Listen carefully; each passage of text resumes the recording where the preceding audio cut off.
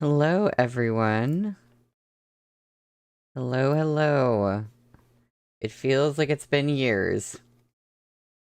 My name is Ezra, also known as eSoup, and finally we're back to 2 streams a week, and I'm so glad because it's been driving me nuts doing one stream and then waiting for a week to find out what happens next. Um, so please check the trigger warnings in the description, and please give the video a like. I would really appreciate it. And today we're reading chapters 9 through 12. Also, I will just say this. I had to do some page math to figure out like what chapters I would read each stream. And it was really, I need to put down an index card or something. It was really hard to avoid reading some of the chapter titles.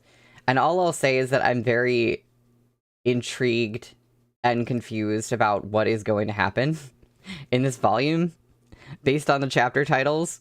And to get this book down to 8 streams, which I wanted to do just for schedule reasons, and it just kind of makes the most sense. Like if I did 9 streams, some of them would be a little bit short, but 8 streams, some of them are a little bit long. So, this is one of the kind of extra long streams. I need to read 56 pages today. But that is fine by me. Hi, Nina. Hi, Henry. Hi, Cookie. Happy New Year, everybody. Oh my god. That's right. I haven't seen you here since, before the New Year. Last time I streamed was last year. It sounds like a really long time when you say it that way. So I'm just gonna get started. We are on page 109 for chapter 9, which is called "But Never Mind Him. I Decided to Tell Her My Feelings." So we're getting some kind of love confession here. After finally resolving this unexpected mishap, the group was both tired and hungry, so He Yu asked if they wanted to get a late-night snack.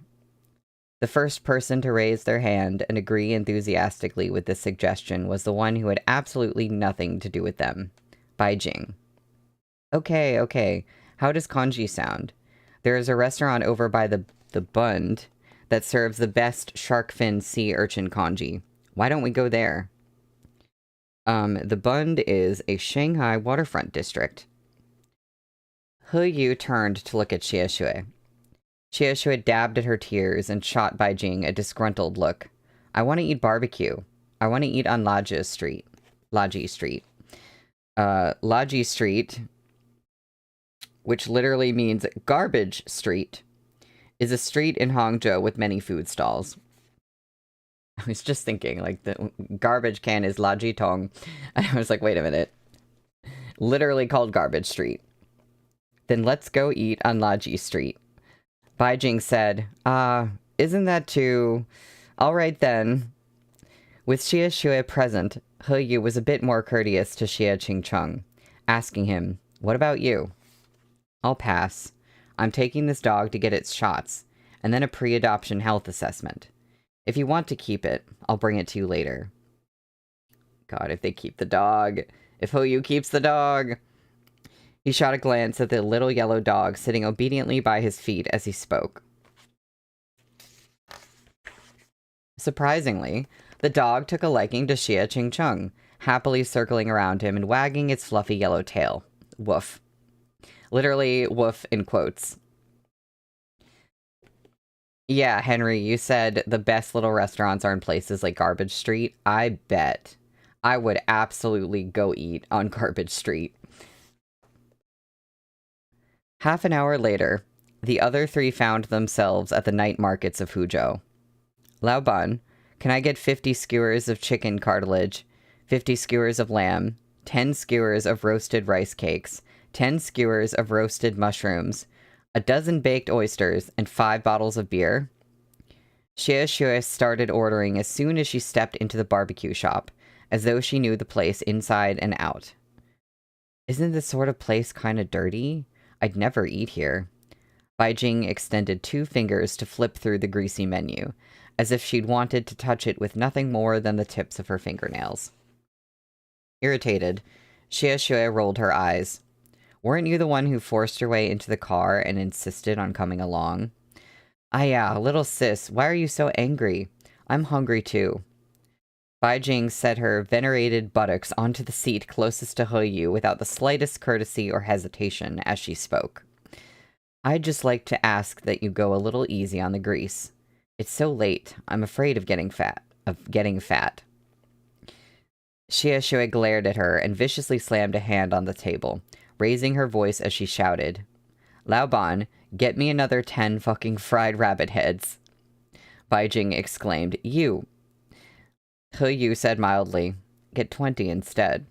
I want some too. The menu is greasy. This will be a feast. Yeah, I'm like, how big are these portions? Because sounds like an unimaginable amount of food. Baijing could only respond with silence. Grilling skewers is a skill that's easy to pick up, but difficult to master. The same chicken cartilage would not taste the same, as though some key element were missing, if the cook were helming the grill. However, all it took was a jerk of the boss's arm and a jolt of the bamboo skewers to have excess fat and grease from the juicy cartilage that had been grilled to a golden yellow drip onto the charcoal, creating a miraculous chemical reaction. The aroma of searing fat and a shower of brilliant sparks flew out in unison as the boss worked. Enveloped in dark smoke, he was like a reclusive grandmaster. With a slight flare of his nostrils and the merest whiff of the air, he could discern the subtle, delicious elements within the smoke that indicated it was time to remove the skewers from the grill. Then, he plated the food and set the dishes on the table, serving the food while it was still hot. The preparations were done flawlessly, down to the degree of heat used for each and every one of the skewers, as if the platter of comfort food were the personal creation of a master chef from the world of fine dining. A little less time, and they would be undercooked, but a little more, and they would be too tough. These were crunchy and scorched to perfection, each crackling bite of fragrant juiciness melting like snowflakes in one's mouth. Meatbun describing food, everybody. Xie could be considered a regular at this restaurant, and had ordered a full table's worth of barbecue skewers. The little table, covered in a thin plastic tablecloth, almost buckled under the weight of the food. However, while she was working on inhaling the smorgasbord of delicacies, Baijing stayed in character, doing her best to perform a quintessential Sichuan opera technique, swapping faces. And there's a footnote for swapping faces. Lian refers to the performance art of swapping masks faster than the eye can see. The same term is used figuratively for being two-faced, or having an instant change in demeanor. It seems that young Master He isn't a native of Huzhou like me. Baijing batted her lash extensions, and her lips, coated with shimmery lipstick, curved into a wide grin. Your accent doesn't sound like it. He Yu asked with a smile, Miss Bai, are you checking my household registration? Not at all, not at all. Baijing hastily waved her hands, awkwardly smoothing down her hair. I did my grad degree with the School of Business Management at Yanshi University of Economics. Your Mandarin sounds pretty standard, so I wondered if you were a northerner. There's another footnote. Standard Mandarin is based on dialects spoken in northern China, especially Beijing. You must have been quite a talented student. He Yu smiled with a refined air as he selected a rabbit head, one with its eyes still wide open in unresolved rabbity grievances from the barbecue tray. That's an amazing line. Unresolved rabbity grievances. Meatbun hates Baijing so bad. Yeah. Why do I feel like Baijing is going to become a regular character? Like, she's still hanging out with them, and I'm just like, what is going on here? Unsure if she could take his comment at face value, Baijing kept rambling. Right. So my main reason for working at the sales counter is to gain experience, so that I can be promoted to manager in the future. I can gain a lot of knowledge and experience being on the front lines, and I've served plenty of celebrities and CEOs. A few days back, I even met an actor, the one from that TV show that's been airing on primetime. With a crunch, He Yu's gleaming white teeth chomped the rabbit skull into pieces. Baijing choked on her words. She felt as though He Yu had swooped in and bitten through her windpipe, leaving the shattered remains of her unfinished speech within. She suddenly felt a slight ache in her neck. He Yu gave a slight smile. It was only at this moment that Baijing discovered he had sharp canines. They weren't obvious. Their tips only peeked out from beneath his thin lips when he gave a crooked grin, so she hadn't noticed earlier. He Yu ate the rabbit brain slowly, with perfect composure. Miss Bai should eat as we chat. Seeing as you've come with us, we can't have you go hungry. Do you not like rabbit heads?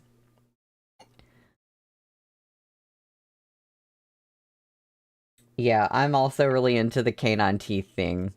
Yeah.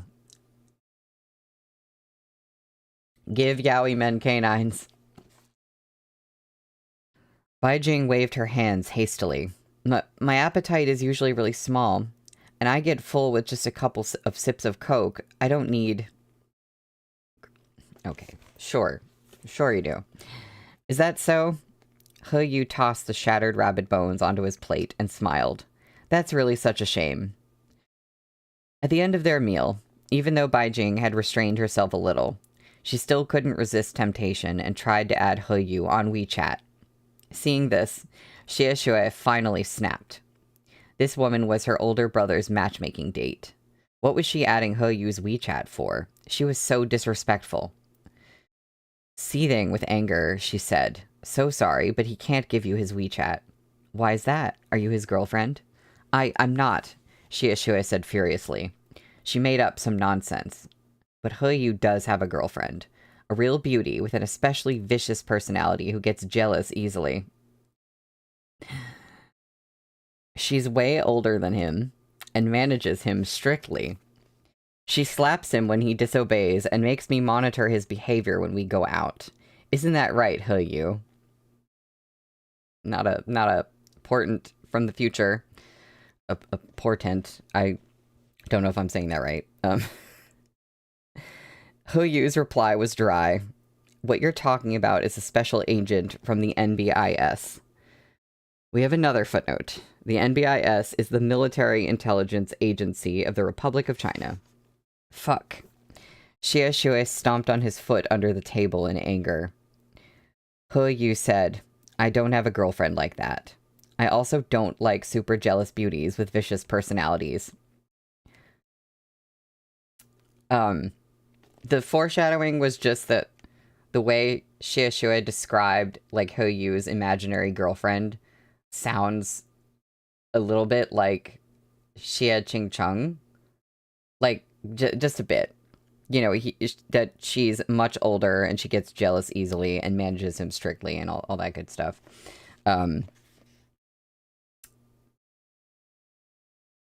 Where was I? Yeah. I don't have a girlfriend like that. I also don't like super jealous beauties with vicious personalities. Lying again. Fucking hell.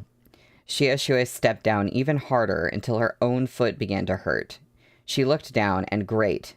She had been stomping on the table's leg. He Yu smiled, retracting his long legs from where they had been resting against the table's leg frame, without batting an eye, as he picked up the grilled skewers covered in Sichuan peppercorn powder and set them on Xie Shui's plate. I have to drink because long legs mentioned. Oh, I'm sorry, Henry. I should have trusted that you would get that. Then he turned to Baijing, who was brimming with excitement, and said, However, miss, I do already have someone that I like. so I don't add girls on WeChat so casually. Please forgive me. Baijing couldn't hide her disappointment. Why can't we even be ordinary friends? This time, even He Yu's half-hearted smile had vanished. In an instant, that amiable, youthful quality seemed to disappear completely as he calmly glanced at the girl. Thank you, but I don't think we come from the same world. With a simple sentence, he had essentially and imperceptibly eliminated Baijing's chances of getting out of this embarrassing situation unscathed. For a moment, the atmosphere became incredibly strained. He Yu pulled out a napkin and wiped the oil from the skewers off his fingers one by one. Then he tossed the napkin, squinted indifferently at the flabbergasted woman sitting beside him, and calmly said, I'm going to go wash my hands. Not everyone in this world was a socially incompetent fool incapable of understanding human speech. Baijing had received the message loud and clear that this handsome rich guy regarded her with nothing but cold disdain. As for that Xie woman, it was quite evident that after what had happened earlier, she had no desire to waste any more words with her either. Unable to bear the awkwardness any longer, Baijing finally gave a weak excuse and left the table in defeat. After a while, He Yu returned to find Baijing's seat vacated. He raised an eyebrow, but didn't even bother to ask after her as he sat down next to Xie Shui, as though nothing had happened. Xie Shui rolled her eyes and cursed Baijing a few more times. Only then did she begin gnawing on a couple of chicken cartilage skewers, turning to ask He Yu, You said just now that there's someone you like? Are you serious? Who is it? I was just teasing you. Xie Shui patted her chest in relief and took another tiny sip of beer. Oh, well, you really scared me to death there. He Yu's hand stilled momentarily as he gazed at this girl's open and candid profile. What you looking at me for? Are you scared of me having a crush? Of course. Why? Because I'm still single. Once you're in a relationship, I won't be able to come and hang out with you so often, right? What kind of dumb fuck excuse was that? And that's in his head. What are you laughing at? Asked Xie Shui. He Yu reached up, gently thumbing away some black pepper that had gotten onto the corner of her mouth without her noticing. His expression cleared. Then he acted as though nothing had happened. How do you manage to get a mess on your mouth even when eating barbecue? Actually, he'd been wanting to tell her how he felt for a very long time and had planned to do so ever since he came back from overseas. But when He Yu considered it carefully, he felt that a declaration of love should be a solemn and serious event. He shouldn't be blurting out all those feelings he'd kept hidden for so many years in the middle of a noisy street on hot-blooded, hot-headed impulse. Why do I feel like he's going to be doing that later with someone else? So he changed the subject. You shouldn't let your brother go on matchmaking dates with those kinds of young women in the future. He's not young anymore, and his personality is so stiff that even aunties his age can't stand him. Never mind those girls. The generation gap between her and your brother is just too wide. What are you bad-mouthing my brother for? It's not like he's ever treated you badly. He Yu said, I'm speaking the truth. As if. He Yu rolled his eyes, completely baffled by Xie Shui's reverence for her brother. Really, just take off your rose-colored glasses and take a closer look. Your brother's already an old divorcee. Old. It's enough just to find a decent person with a good personality. Someone so young really wouldn't suit him. Save your breath. My brother is so handsome and great. Why should he settle? He's handsome, but he looks down on and side-eyes everyone all day long. It's not like they owe him anything. At this point, it was as if Xie Ching Chung's indifferent face appeared in front of He Yu. He remembered... Oh my god.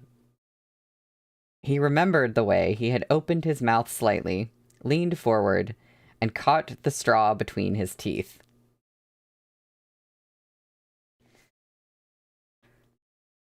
You're right, Henry. The way this is kind of like Arha Chapter 1. Or Arha Chapter... Is it Chapter 2? After, all the stuff happens, and then we're in the, new life. And then the stuff with Shimei. Yeah. It doesn't feel like the same story at all, but Meatbun definitely has, like, these archetypes, and also I think this sort of, like, story structure thing that she kind of likes to go by. Anyway, just want to repeat the fact that he just saw an image of, Xia Qingcheng biting down on that straw. No big deal. His attitude was just like that of a CEO accepting his assistant's services in a matter-of-fact manner when he didn't even have the money to pay medical fees. How could he be so calm and unruffled, so contentious and mocking? He Yu was angered just thinking about it. He wondered what should be shoved in Executive Xia's face instead to sweep away every shred of his composure, to make his expression go dazed, for his features to be subsumed by wretchedness and humiliation. But would that face of Xia Qingcheng's really reveal such weakness? He Yu had never seen it before. After pondering for a moment, he realized he couldn't even imagine it. What are you thinking about? Your brother, He Yu said absent-mindedly. Ah? I'm thinking about whether there's ever been a time when your brother was helpless, lost control, and found himself bested by someone else.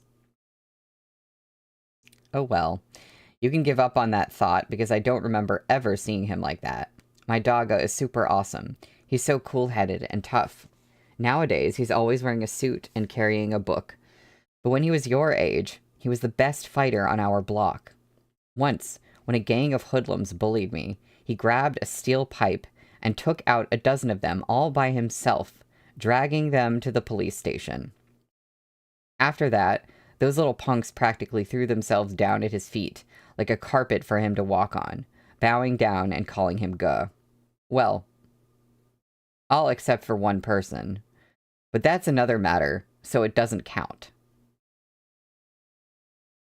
Sorry, what? Okay. So I guess we're gonna find out more about that later. Seeing her eyes sparkling, He Yu was only more irritated. He laughed. How come you're still the same as when you were little? The moment he's mentioned, your face lights up with adoration. It always feels like your brother is your savior. But he is. You have no idea how difficult it was for him to be my mom and my dad and my brother all rolled into one, and raise me all by himself. Well, you were also a good kid and saved him a lot of trouble. I'm no good. He's 10 times more capable than me. Xia Shui shook her head as she ate a skewer. I'm nothing compared to him.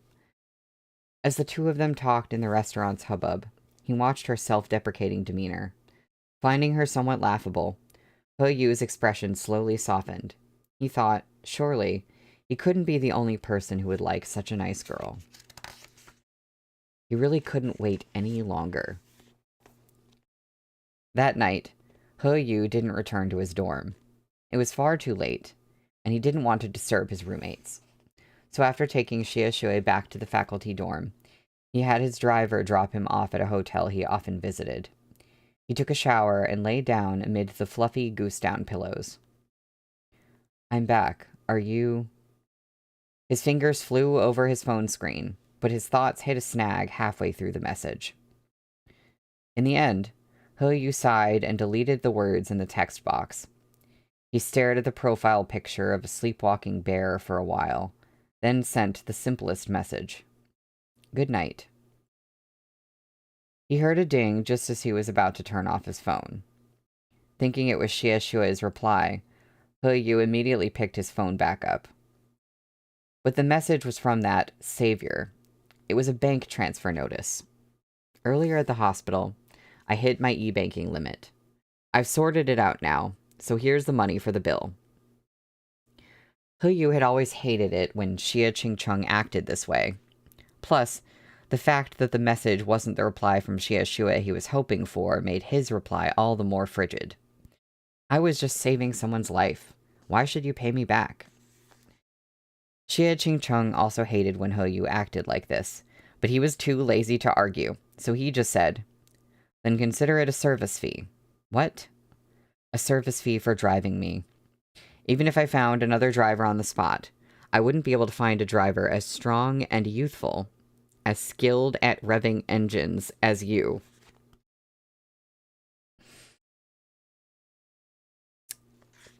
Yu was speechless. How impressive. How many people in this world truly dared to use young Master He as a driver and then pay him a service fee? And why did it sound just like a prostitution fee? Yu's expression grew dark. He was just about to reply when he accidentally exited out of the conversation and noticed his chat window with Xie Shui. He thought again of Xie Shui's sparkling eyes when she spoke of Xie Qingcheng, and those words she had said. You really have no idea how difficult it was for him to raise me all by himself. He was quiet for a moment. Forget it. He was her brother, after all. Thus, Yu replied, You are welcome, Xiaoge. Call me any time if you need me again in the future. I'll make sure you have a comfortable ride. Satisfaction guaranteed. Why is this happening now? Why are we making car innuendo already? Show me your car insurance claims report from when you were abroad first. Then we'll talk. Yu's expression darkened once more. He shouldn't have been courteous in the first place. His phone dinged again. This time, it wasn't Xie Qingcheng, but Xie Shui. Good night. Thank you for today. She had walked out of the bathroom in her Huzhou University faculty dorm, yawning while toweling dry her dripping hair. She saw the good night Yu had sent her the moment she picked up her phone. She couldn't help but smile as she replied to his message. Then, she sat down at her desk and opened her notebook. Though hardly anyone journaled their daily life in a physical book these days, there were always a few eccentrics who held on to this nostalgic hobby of yesteryear, lingering in the past with the accompaniment of bitter ink, a sharp pen, and rice yellow paper. Oh, is anyone else getting lag? Everything seems fine with my connection right now, but I do just want to make sure. Let me know if that happens again. Xie Shui turned up the brightness of the lamp on her desk and began to write her bedtime diary entry. Today, my brother went on another matchmaking date, but I don't like the girl. I think she poured out more than 500 words. Perhaps because she had touched upon Xie Qingcheng's love life, she couldn't help but think about how she had always been single up until now. Xie Shui sighed as she looked out at the night sky beyond her window, lit by the flickering glow of street lamps. She was different from her brother. He was someone who had lost faith in love and marriage. He was too clear-headed in life, and his peach blossom eyes regarded each person he caught sight of with the same degree of slight impatience. But she had someone she liked. An indistinct figure appeared before her eyes. Ever since her youth, he had often been in her presence, so close, yet so far.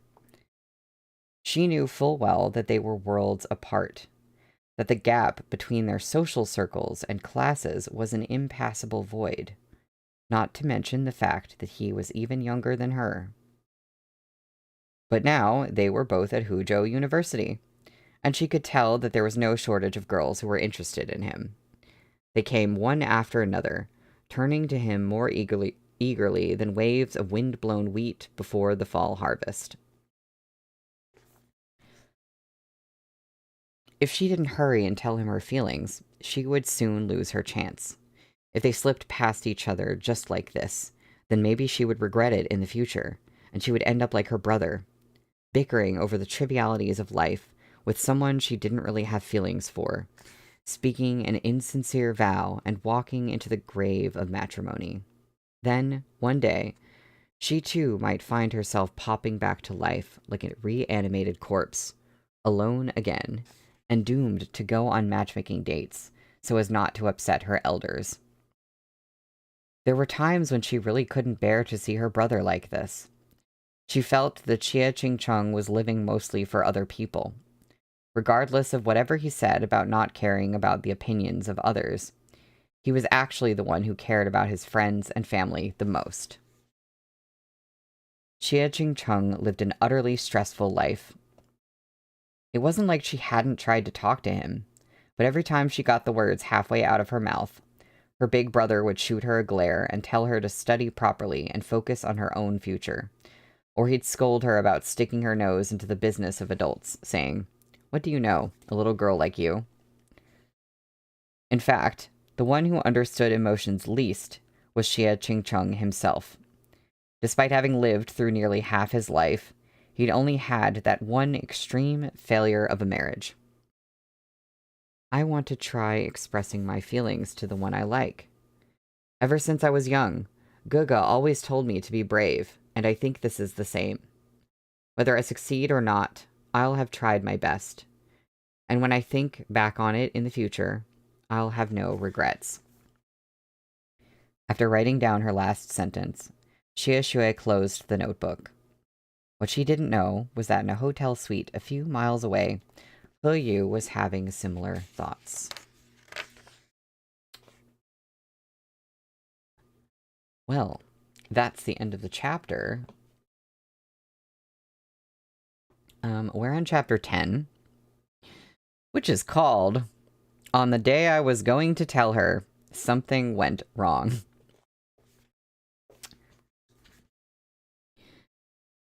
A few days later, He Yu made a reservation at a rooftop restaurant and asked Xie Shui to meet him on a weekend evening. He was planning to formally express his feelings to her there. Xie Shui was confused when she picked up his call, but once she heard that there would be food, she was immediately overjoyed. "All right, I'll be there. I'll definitely be there." "Then let's do 6 o'clock on the 20th. See you there." "Eh? The evening of the 20th? What is it?" Xie Shui felt a bit distressed. "I might be a little late if it's then. The emergency department at Huzhou First Hospital just called me and said that homeless services would be taking Uncle Zhuang to Cheng Kong Psychiatric Hospital that evening. I also reached out to Cheng Kong, since I wanted to discuss bringing students over to visit with their director." He Yu sighed. "Then I'll pick a different time." "But it's so hard to get reservations at that restaurant. The last time I called, they told me I would need to do it at least 3 months in advance." He Yu smiled. "Don't worry. We can go anytime you want. My family is one of the restaurant's investors." Xie Shui was speechless. Capitalism. What a disgusting thing. It robbed all the satisfaction of a hard-won prize. "Don't. It's so much trouble for the restaurant managers, and I don't like doing things that way," said Xie Shui. "Let's just go with the 20th. I'll try to finish up as quickly as possible. If anything changes, I'll tell you on WeChat beforehand." He Yu pressed a hand against his forehead, smiling even more widely. "Okay, it's all up to you." Xie Shui happily ended the call. There was going to be good food to eat. Now, I've got to take a moment to... He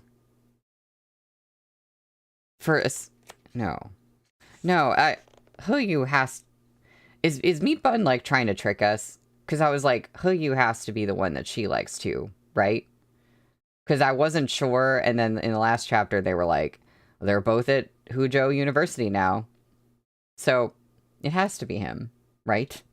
But, like, part of me feels like Xie Shui's reaction doesn't seem like, oh my god, I'm going on a date with the person that I really like. Or, like, I don't know, you know, she's, like, really excited about the food. And for some reason, I feel like Meatbun is going to pull some kind of, like, bait and switch and be like, she actually likes someone else who just conveniently also fits in, like, the description of, like, their differences and is also at Huzhou University. I don't know.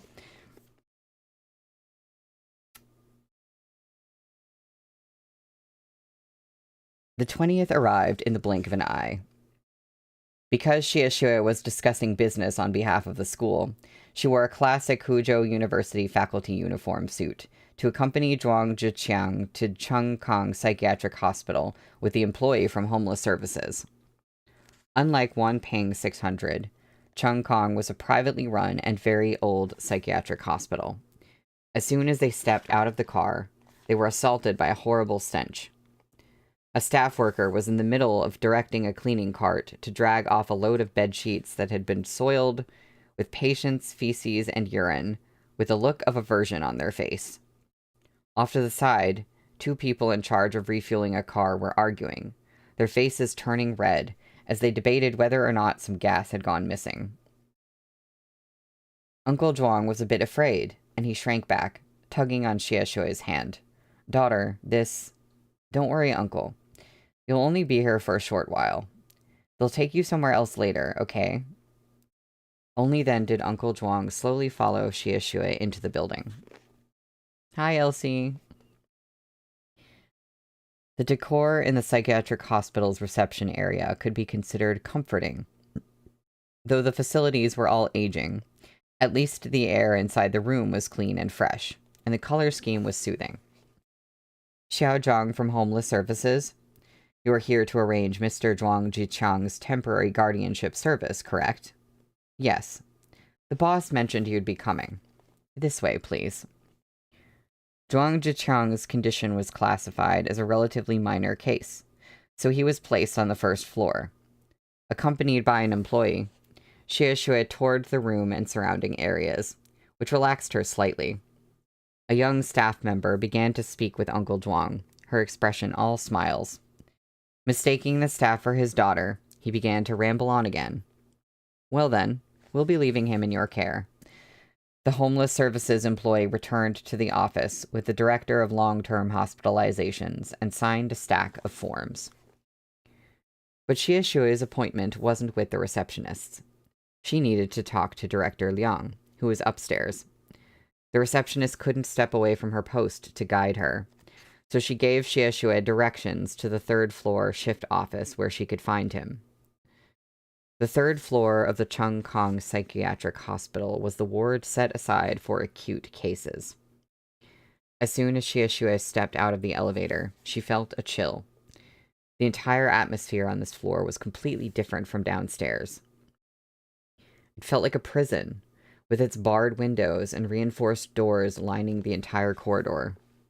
Shrieks and sobs filled the air, making the whole area seem as frightening as a scene out of a horror movie. The incandescent bulbs flooded the corridor in bright light around the clock, rendering it an abnormal, deathly white. "I'm dying. I'm dying." "You are sick. You are the sick ones." "I'm not human. I'm a ghost." "No, I'm not a ghost. I'm human." "Who exactly am I? Am I human or a ghost?" Each patient's room was sealed with a heavy steel door, and each steel door had a copy paper-sized tempered glass window through which it was possible to peer inside. Trembling with fear, Xiexue ventured a bit further down the corridor. In the end, she couldn't contain her curiosity and stopped at the doorway of a relatively quiet patient's room, lifting herself onto her toes to peek into the window. A woman was sitting inside, laughing foolishly to herself. The entire room was fully furnished with soft objects that ensured the patient could not harm or kill herself. There were no tables or chairs. Even the bed was a special type that didn't have corners, and it came equipped with pitch-black restraints that trailed down to the floor. The madwoman was sitting there and caressing the restraints, clinging to them intimately, and shoving them into her ample bosom, giggling stupidly. "Who told you to cheat with that bitch? Look now. I've already chopped you into strips. Other than me, who else would be willing to touch and hold you? Husband." Xiexue moved on to the next room, but it was empty. Perhaps the patient had been taken away for treatment. The window of the room after that showed the silhouette of a hunchbacked man, sitting facing a corner and smearing something on the wall. He appeared extremely calm and peaceful, but as Shiashue stared, she realized that what he was smearing was his own excrement. Continuing to the next room, she saw the patient was a young boy. Perhaps because he had mutilated himself too badly, he had been completely bound to a specialized bed. Who knew for how long? He was laughing and sobbing hysterically with his face upturned. Fuck you. What right do you have to tie me down? I want to die. Why can't I want to die? If you don't let me die, once I get out, I'll kill you all. Once I get out, I'll kill every last one of you. Let me out. Set me free. Yeah, basically, Henry. The more Shiashue watched, the more terrified she became. The more terrified she became, the more she stared, stupefied. Eventually, her eyes moved along the glass window to the next. Shiashue screamed. A face pressed against the glass window caught her off guard. Horribly frightened, Shiashue retreated to the opposite side of the corridor, leaning against a door on the other side and panting harshly. The man at the window was cross-eyed, and he stared at her with terrifyingly huge, bloodshot eyes. Seeing her frightened expression, he started laughing loudly with delight from inside the room. His nose, red and swollen from rosacea, was pressed tightly to the glass, rubbing sebaceous streaks all over the window. Shiashue's heart pounded. She had just struggled to collect herself when she suddenly felt something ice-cold on her ankle. She looked down and screamed even louder than before. It was a hand. In addition to the eye-level window pane, there was also a flap for delivering meals at the bottom of the steel door. Taking advantage of this, a tiny pale hand had reached out from the opening and was grabbing tightly onto her ankle, which was pressed against the door. Shiashue nearly had a breakdown. She jumped up immediately, crying and screaming while stomping her feet. The little hand retreated, but the patient went back to the center of the room, standing where he could be seen through the window pane. It was a young boy with albinism. His entire body looked as if he'd been bleached. Even his pupils were nearly translucent. He stared calmly at her, baring his gleaming white teeth in a grin. Jie. Chung Kong had poor soundproofing. All the patients along the corridor had taken notice of the ruckus. They squeezed up to their respective windows and stared at Shiashue while filling the corridor with a cacophony of strange noises. The patients shouted among themselves, and a number of them stuck their hands out through the opening flaps, swaying them back and forth and grasping the air blindly like a floating seaweed. There's a woman here to see us. Who is it? A doctor? A doctor, my ass. A visitor. It's a female ghost. Grab her legs. They couldn't reach Shiashue, of course, but they laughed with extreme and unbridled abandon. For a moment, Shiashue practically felt like she'd walked into a forest filled with owl spirits, surrounded by ghoulish cries. Shiashue couldn't bear it anymore. She prepared to flee back to where she had come from. No matter how long the receptionist took, she'd wait until they were done before coming back up with them. But right at that very moment, someone tapped her on the shoulder. Help! Bad things came in threes. Shiashue's mental defenses broke down completely. Shh. Shiashue's face was soaked in cold sweat. She turned in the direction of the shushing sound in horror, only to see an exceptionally attractive countenance. It was a beautiful woman. That woman wore an old-fashioned, vintage-looking red dress with a pair of red heels.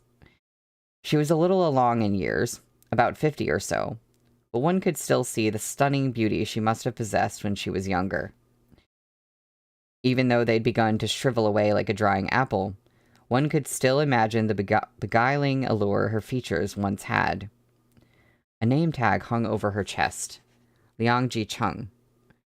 Shiashue let out a sudden sigh of relief, like a leaking ball on the verge of collapse. Director Liang. Liang Ji-chung smiled, but for some reason, her face was a little stiff, as if she couldn't move her muscles fully, and could only manage that superficial expression. She told Xiaoshui quietly, "You must not scream here. The more you scream, the more it thrills the patients, and the more they'll try to scare you. Come, let's go to my office." Well, I'll just say on a not the best portrayal of a psychiatric hospital, although when they're not maintained or run well, or they don't have the money, that, contributes to the state of everyone staying there. And Meatbun is Meatbun, so I feel like sometimes you get, like, one portrayal, and then later it's kind of turned on its head, or, like, you get more information. So I didn't love that. But, yeah. I think we all know that... I think we're all aware that mentally ill people are not just, like, screaming and grabbing women's legs in a hospital.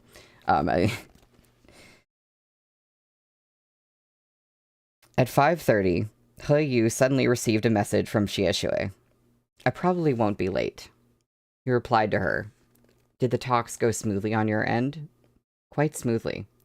They agreed to let me bring a group of students here to visit, but they have more requirements than I expected, so I'm still hashing out the details."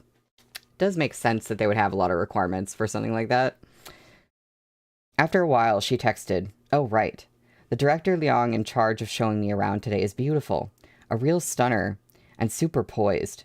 It's really too bad that you didn't come along."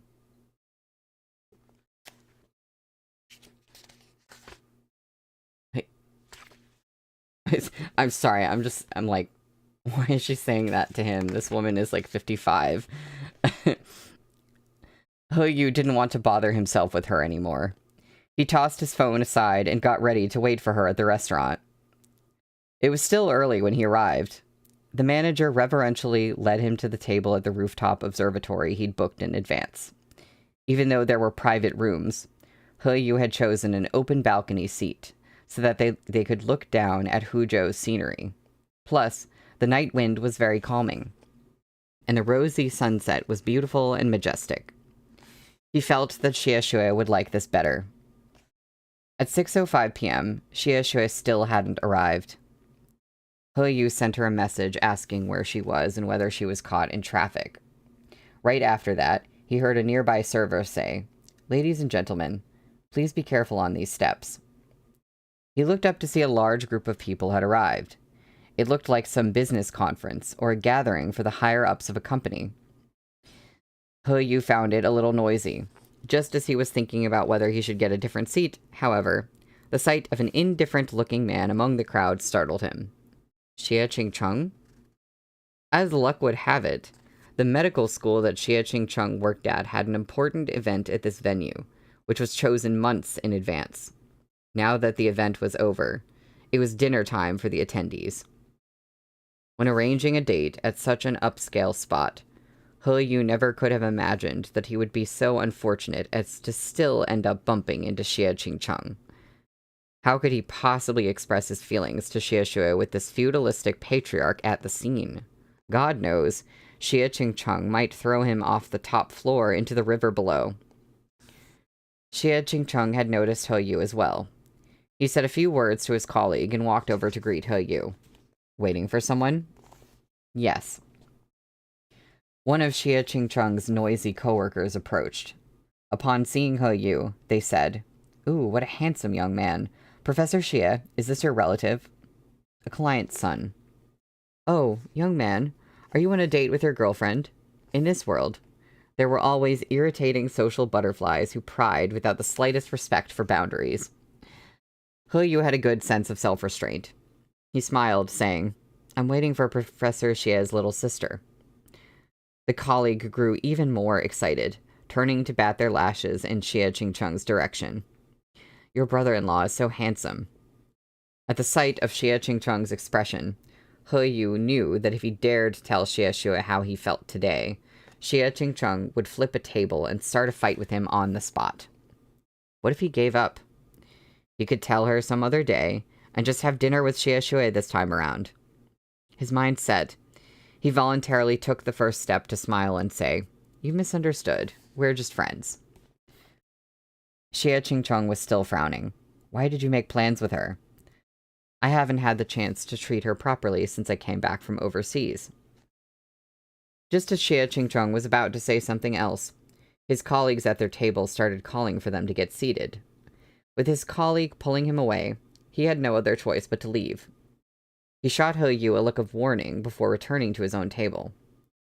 When 6:15 p.m. rolled around, the food had already begun to arrive at the medical school professor's table. Xie Shui, however, had yet to make her appearance.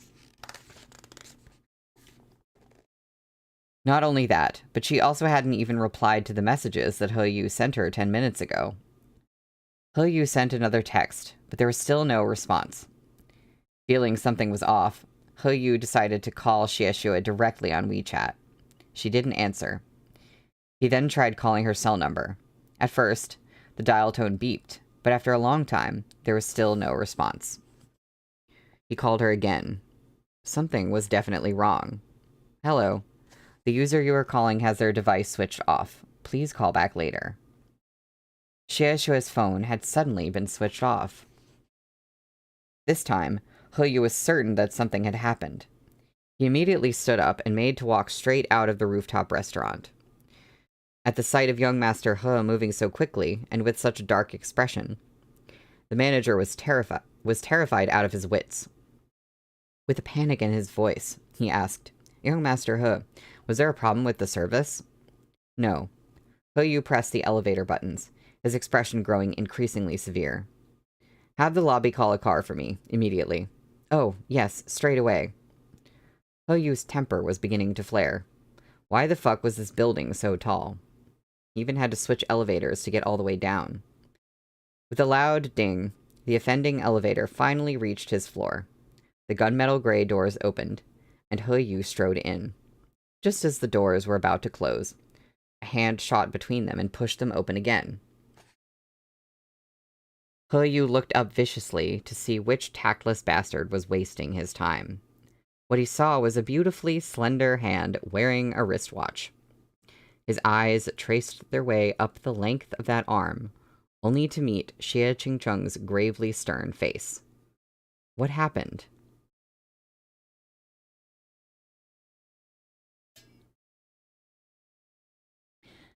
"40 minutes later, after running too many red lights to count and breaking numerous traffic regulations, the restaurant's luxurious shuttle bus came to a stop outside Chung Kong Psychiatric Hospital.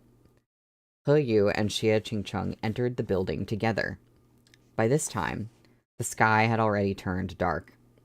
The lights were on in the lobby and the first floor. Several patients with mild conditions were doing rehabilitation exercises under the nurse's supervision. Upon seeing He Yu and Xie Qingcheng's harried expressions as they pushed open the door, the nurse at the reception desk stared briefly in surprise before addressing them. "Who are you looking for?" "A young female teacher from Huzhou University came to see Director Liang to discuss a project this afternoon," said Xie Qingcheng. "I'm her older brother. Where is she?" "In that case, she should be on the 3rd floor." The nurse looked Xie Qingcheng up and down and suddenly smiled, her face reddening. "You're worried about your little sister, handsome? You don't need to be so nervous," she teased in a saccharine voice. "We're a licensed hospital here. Nothing can go wrong. They probably just got carried away while chatting. Plus, our Director Liang is in his 50s and has a wife and kid. There's no way he would..."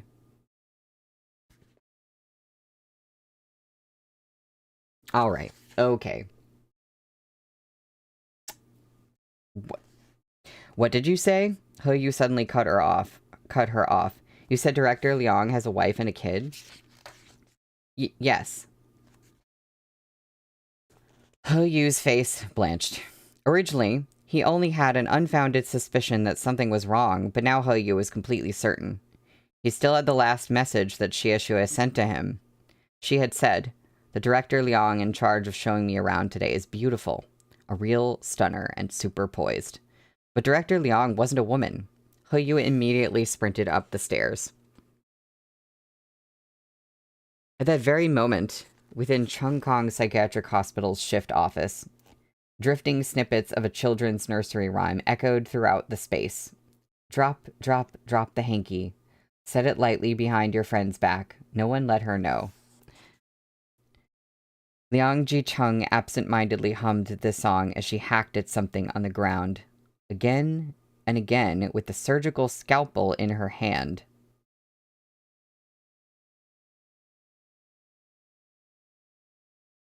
Alright, hold on. What? Hold on. Alright, I'm gonna recalibrate myself. Okay. Liang Ji-chung absent-mindedly hummed the song as she hacked at something on the ground again and again with the surgical scalpel in her hand. The fan above her head whirred with a droning hum. It threw the stark lines of shadow and light into a chaotic mess, but the object in front of her was still illuminated. It was a body, still fresh. Blood had already dyed the Huzhou University faculty uniform bright red. The Huzhou University faculty uniform. And in it was Xie Shui. Liang Ji-chung finally managed to hack off Xie Shui's entire hand. Holding it up, she examined the hand for a while before apathetically tossing it aside. The disembodied body part fell to the ground next to where Xie Shui's ice-cold corpse lay.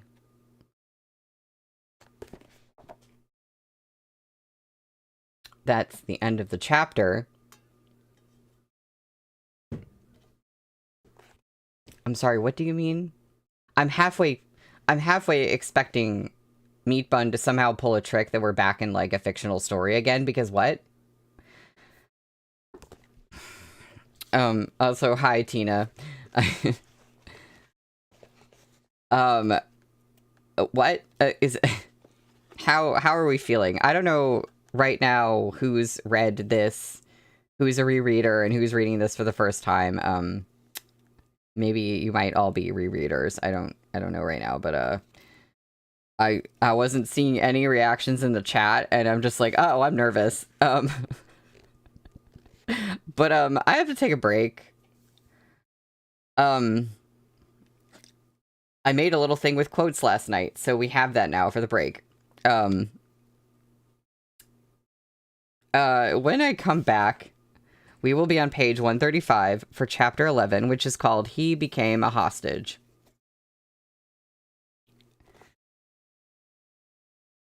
Truly an unexpected tone shift. Hi, Nina, you're a new reader? Oh my god. Yeah, okay. Yeah. I don't know what to feel. I don't know what's going on. Alright, I'll be right back.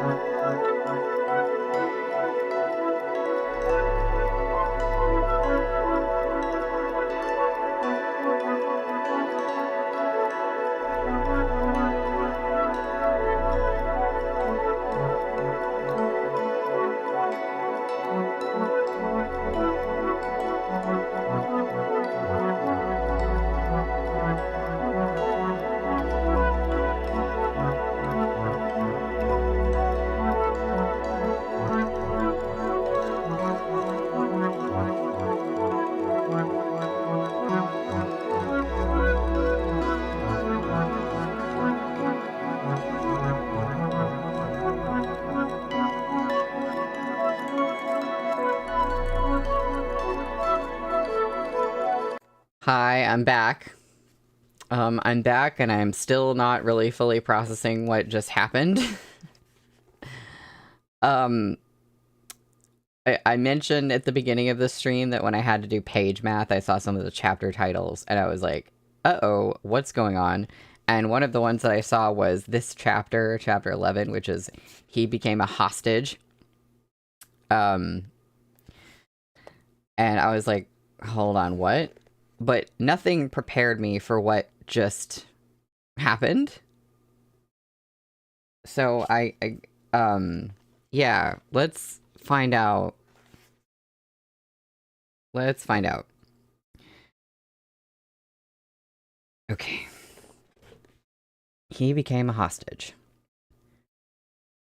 The main door of the office was locked securely from the inside. Because it was designed specifically to be both burglar and blast-proof, it didn't even budge when Xie Qingcheng and He Yu threw themselves at it. Sensing that something was wrong, the receptionist hastily rushed upstairs with the key in hand. There are sounds coming from inside, He Yu said.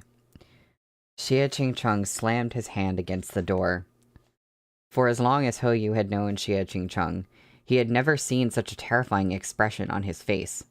He seemed to have gone berserk. Xie Xue, are you there? Xie Qingcheng yelled. Whoever is inside, say something if you can hear me. Xie Xue. No one responded.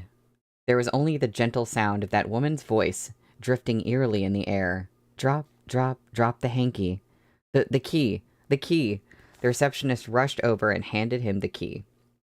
Xie Qingcheng took it from her. His hands were trembling so violently that it took him 2 tries to line it up with the keyhole. After a few turns, the lock clicked, and he threw the door open with a bang. The heavy stench of blood assaulted them, as Xie Xue's grisly, mutilated body immediately came into view before Xie Qingcheng's eyes.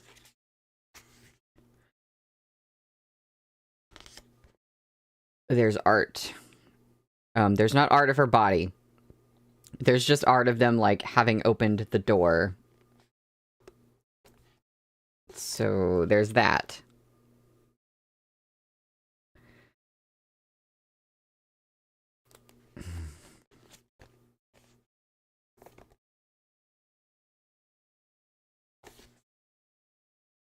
Xie Qingcheng fell apart at once, his vision going dark, as though he'd been struck over the head, like the sky had fallen and smashed down onto his body. His tall figure tipped forward. If he hadn't grabbed the door frame in time, he might have ended up falling to his knees. The fan was still wobbling in its orbit, circulating the sickening stench through the air. Xie Qingcheng didn't usually get dizzy at the sight of blood, but at this moment, it was as if he were about to drown in the vivid shades of crimson. At the sight of Xie Shui, it felt as though Xie Qingcheng's soul had wrenched itself out of his body, lest he break down completely. He began to lose his sense of awareness, hearing, sight, touch. The world had been reduced to a haze. Someone seemed to be screaming behind him. Perhaps the receptionist who had accompanied them upstairs. He wasn't sure. He couldn't hear anything clearly anymore. Yet his sense of smell alone had become horrifyingly acute. The sickly stench of blood overpowered everything else as it surged into his sensory and internal organs, purifying and disintegrating his lungs. He stumbled into the room. Mortality and danger meant little to him. Even if the murderer inside were to rush up and kill him right now, he wouldn't care. This was his little sister. He could hear someone mumbling, though he didn't know who it was. Xie Shui, Xie Shui. The voice trembled alarmingly, but it also sounded like the quavering cry escaping from his own shattered, hoarse throat. Xie Shui. Don't go over there. Someone seized his hand and grabbed him around the waist, forcefully pulling him back. Don't go over there. Xie Qingcheng. He didn't even blink or try to throw that person off. All he cared about was moving forward, which he did so with astonishing strength. He had already gone numb. There were only so many people he cared about in this world. In that moment, it was as though an earth-shattering deluge had suddenly poured down over everything before his eyes. The scent of the rain was putrid, and he stood there like a withered husk in the downpour. That had been the first time he ever witnessed death.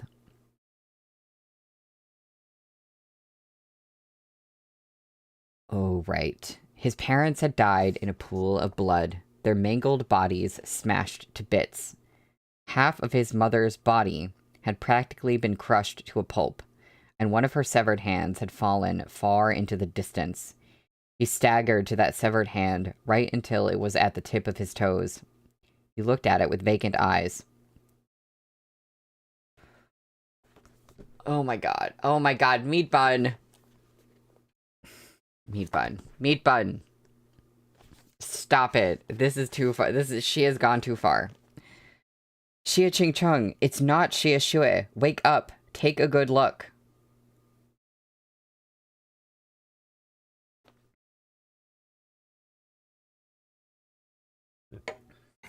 I knew it. I knew it. I knew it. What the hell? It was as though these words had shattered the curse of a terrifying demonic mirror. They slammed into his chest, and the sudden jolt dragged his sense of reason back from the overwhelming fear that had consumed him. He slowly turned his head, his peach blossom eyes focusing on the face of the person who had spoken those words to him. It was He Yu. It was He Yu who had spoken those words. It was fake. It wasn't real. Xie Shui wasn't dead. All of a sudden, Xie Qingcheng snapped out of it, abruptly turning around to stare. The faculty uniform that had belonged to Xie Shui was the most glaringly eye-catching item on the dead body. But upon closer examination, he realized that the height and build of that mutilated corpse didn't resemble Xie Shui at all. Xie Shui's uniform had been forcibly wrapped around it. The buttons couldn't even be fastened over the chest. It was the corpse of a man. Xie Qingcheng's legs gave out.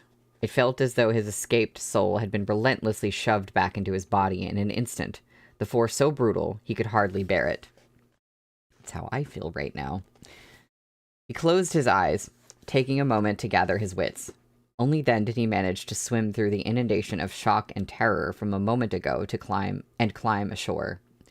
However, he was already soaked through, his body and forehead covered in cold sweat. Normal people would not have been able to identify a corpse that had been mutilated to this degree in such a short amount of time. The smell of blood alone would have been sufficient to make one lose their sense of awareness and muddle the mind. But He Yu had a rare mental illness called psychological Ebola. He was psychological Ebola's case number 4, who had the highest tolerance for blood. He wasn't afraid of blood. In fact, during flare-ups, he actually became bloodthirsty. That was why he could tell that the deceased wasn't Xie in such a short amount of time. He asked Liang Jicheng in a cold voice, "Where's the girl?" Liang Jicheng raised her head. She was exactly the same as Xie Xue had described in her final message to He Yu, an exceptionally attractive woman who had prevailed remarkably untouched over the cruel march of time, far more beautiful and alluring than most women her age.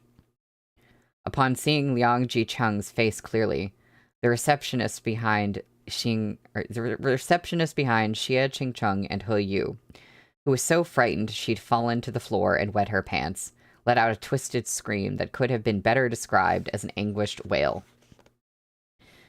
"It's her! It's her!" Right then, the security guards rushed over. They had intended to ask what was going on, but the scene that greeted them frightened them out of their minds. Only a few people had the wits to shout hoarsely, "Jiang Lanpei! How did she get out?" Jiang Lanpei was considered an elder at Cheung Kong Psychiatric Hospital. There was an unspoken custom in these institutions, as well as the morgues of normal hospitals, to refer to the patients without anyone to bring them home or corpses that were left unclaimed for too long, as elders. Jiang Lanpei had been here for nearly 20 years. Nobody had ever come to visit her. Due to the switch from paper to digital records, even the files containing the information about how she had come to the hospital had been lost. Great, good job, guys. Awesome work. The people at Cheung Kong Psychiatric Hospital only knew that she was a mad woman who shouldn't be provoked because her condition wasn't obvious. While other patients looked messy and unkempt and spoke unclearly, she styled herself every day to look bright and beautiful, and was able to respond to others without missing a beat.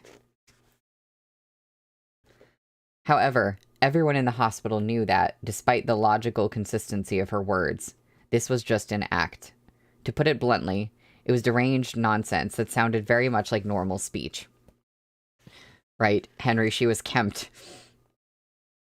Don't interact with her too much, and leave right after you're finished attending to her. This mad woman is a skilled manipulator. This rule had remained unchanged since the former boss, Liang Zhongkang, had established it. Even when he died and the hospital was taken over by his younger brother, Liang Jicheng, and other associates, it remained the same.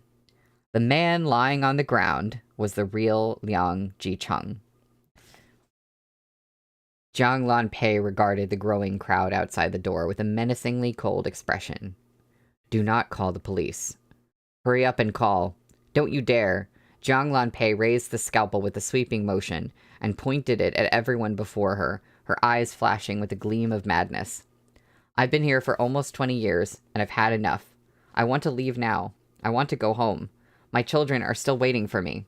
What children are you talking about, Jiang Lanpei?"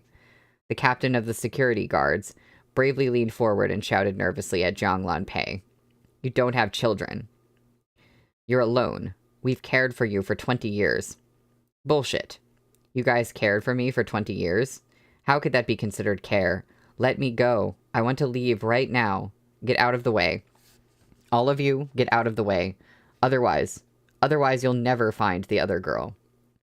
Upon hearing this, He Yu and Xie Qingcheng's expressions darkened. "Where is she?" Xie Qingcheng demanded sharply. "Do you think I'm stupid? Why would I tell you? If I tell you, they'll just take me away." Xie Qingcheng's complexion paled as he suddenly thought of something. He stepped forward. Jiang Lanpei retreated a few steps, pointing the sharp scalpel that was still dripping blood at Xie Qingcheng's chest. "What are you doing? I told you not to come any closer." "You took her to use as a hostage, right?" Jiang Lanpei said nothing. Xie Qingcheng lifted his hand, and as he stared into her eyes, suddenly grabbed the bloody blade. Jiang Lanpei shrieked, and tried to pull the scalpel out from his grip. Xie Qingcheng's palm was immediately cut open, and blood dripped down in rivulets. "What are you doing? You want to throw away her life? You—" Xie Qingcheng pulled the blade toward himself and pressed it against his chest. The entire room was shocked. Without blinking, Xie Qingcheng said, "Take me." Jiang Lanpei froze. Slowly releasing the blade, Xie Qingcheng spoke with deliberate emphasis. "I'll take her place. Tell them her location right now and have them bring her out in front of me. I'll wait right here.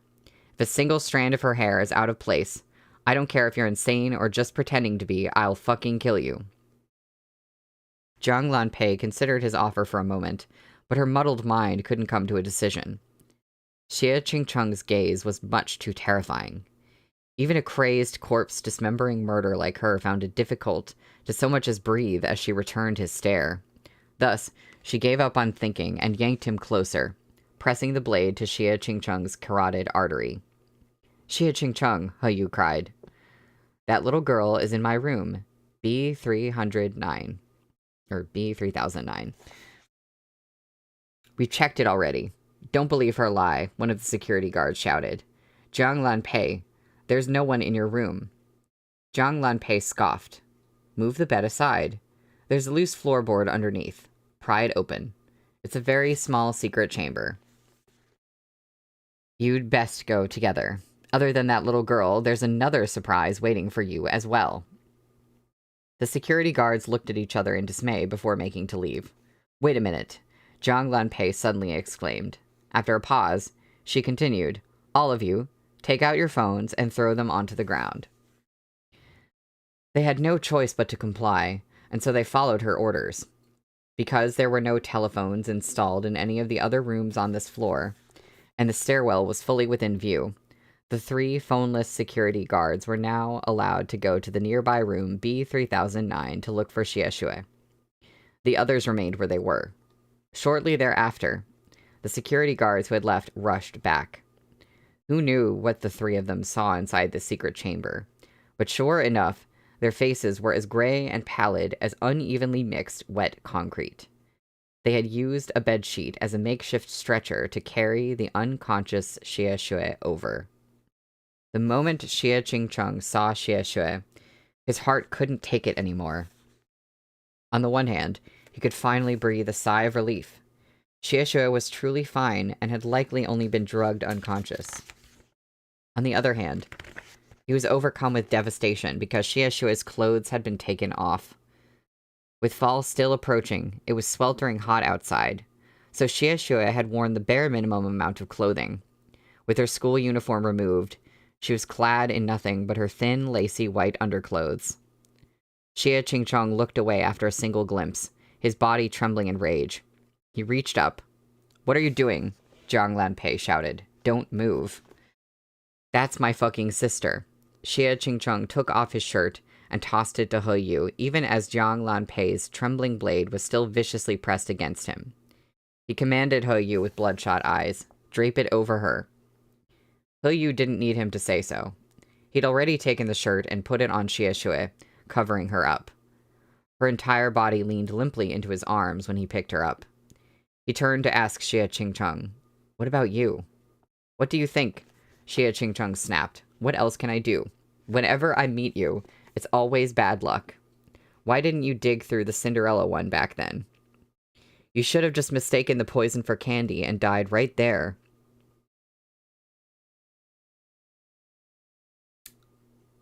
Okay. More backstory that I guess we're gonna find out about later. Because what the hell? He Yu immediately narrowed his eyes. He knew what Xie Qingcheng meant with those reproachful words. He knew. But Jiang Lanpei didn't. "All of you, follow me to the roof," said Jiang Lanpei. "Once we're on the roof, I'll let him go." When a murderer who was trying to escape took a hostage, they would usually say something like, "Get me a car and don't call the police. I'll let them go once I drive away." This Jiang Lanpei really was a lunatic who looked normal on the surface. Not only did she not head downstairs, she wanted to go to the roof instead. Could there be a helicopter waiting? But since she had given this order, the others present could only comply. "Go. All of you go first. Walk in front," Jiang Lanpei snapped. "To the top of the building. Hurry up." She rushed them along, one after another. It was only after everyone had gone out that she carefully went up to the roof herself, Xie Qingcheng in tow. Chung Kong Psychiatric Hospital was located in a remote area, rather far away from the city. The lighting on the roof was sparse, and the strong night wind blew so hard that it dried the cold sweat on their bodies and caused gooseflesh to rise in its wake. Zhang Lanpei ordered everyone to sit down some distance away from her. She retreated to the side of the water tower with the scalpel still pressed to Xie Qingcheng's neck. "What is your goal?" asked Xie Qingcheng. "I said, my goal is to escape." "That's not your goal." "What do you know?" said Zhang Lanpei. "The people in the sky will come and take me away." The blade pressed firmly against Xie Qingcheng's skin. Blood had already begun to trickle out. She stood up on her tiptoes and whispered in Xie Qingcheng's ear, "When the time comes, you'll all die." After determining that Xie Shui was safe, Xie Qingcheng had calmed down completely. His mind was perfectly clear. To him, his own life truly didn't matter that much. "If that's the case, then why don't you kill me right now?" he asked Zhang Lanpei, his voice cold. "According to you, we're all going to die anyway." "You. Are you afraid to do it? Are you too afraid to do it?" Zhang Lanpei didn't respond. What are you waiting for people to come down from the sky?" Xie Qingcheng continued. "What people are there in the sky? The smog is so dense we can't even see the stars." "Just you wait," Zhang Lanpei said darkly. "You'll see." At this point, she had probably also felt that her strength was waning even as she spoke. After all, she was a woman in her 50s, and she had to stand on her tiptoes and tense her whole body to reach Xie Qingcheng's neck. She could not constantly coerce Xie Qingcheng into obeying her, while simultaneously keeping a watchful eye on the others for an extended period of time. Realizing this, she glanced out of the corner of her eye around the water tower and caught sight of a length of hemp rope that had been left behind during construction. Hooking a foot around the rope to bring it closer, she continued to press the blade against Xie Qingcheng's throat. Rope in hand, she began to tie him up. Using plenty of knots, she bound him firmly to the water tower. "You seem quite experienced," Xie Qingcheng scoffed. "Is this the only thing you practiced for the past 20 years in the loony bin?" He seemed to have struck a sore spot. She sharply backhanded him across the face and spat, "Shut your mouth." After tying him up tightly, she backed away a few steps and finally let out a sigh of relief. Hatred flashed through her eyes. "All of you men are beastly bastards." Behind them, the security guards couldn't help but whisper among each other. Those who hadn't gone to save Xie Shui asked the three who did, was there really a secret chamber in Zhang Lanpei's room? The three security guards were clearly disturbed in comparison to the others. Two of them couldn't collect themselves at all as they fixed their terrified eyes on Zhang Lanpei. Only one could barely eke out an answer. There was. What was inside? What was inside? Collectively, the three security guards began to tremble. Zhang Lanpei had overheard this question. Before the guards could speak, she slowly turned her head, the sharp blade still gripped in her hand. She smiled. What was it?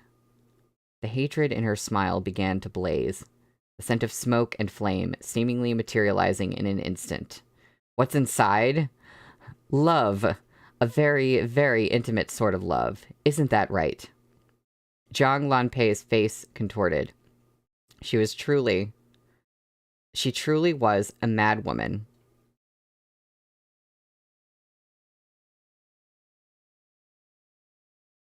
The only security guard who could still speak, a man slightly older than the others, clutched his head with his hands. His own daughter on his mind, the guard explained. Liang Jicheng was raping her.